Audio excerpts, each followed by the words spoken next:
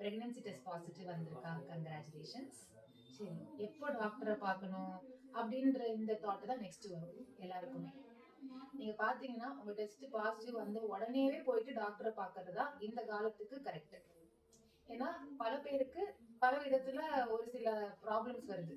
அதாவது என்ன மாதிரி எல்லாம் பிரச்சனைகள் வரலாம், எதனால உடனே பார்க்க சொல்றோம்னு பாத்தீங்கன்னா, ஒரு சில பேருக்கு கரு கரெக்டான லொகேஷன்ல ஃபார்ம் ஆகாம அந்த டியூப்ல நிக்கிறதுக்கான வாய்ப்பு இருக்கு.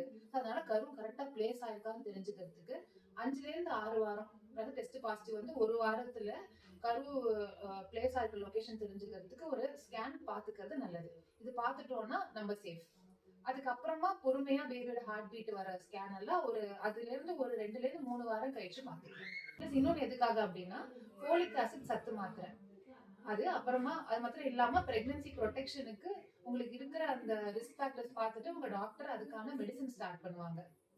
3வது ஏதாவது ப்ராப்ளம்ஸ், தைராய்டு, சுகர், பிபி ஏதாவது ஒரு பிரச்சனை இருக்கா அப்படின்றத முன்கூட்டியே நம்ம தெரிஞ்சுட்டு அதுக்கான மெடிசன் இதெல்லாம் முன்னாடியே ஸ்டார்ட் பண்ணிட்டோம்னா உங்க பிரெக்னன்சில எந்த ப்ராப்ளமும் இல்லாம நல்லபடியா கொண்டு போயிடலாம்.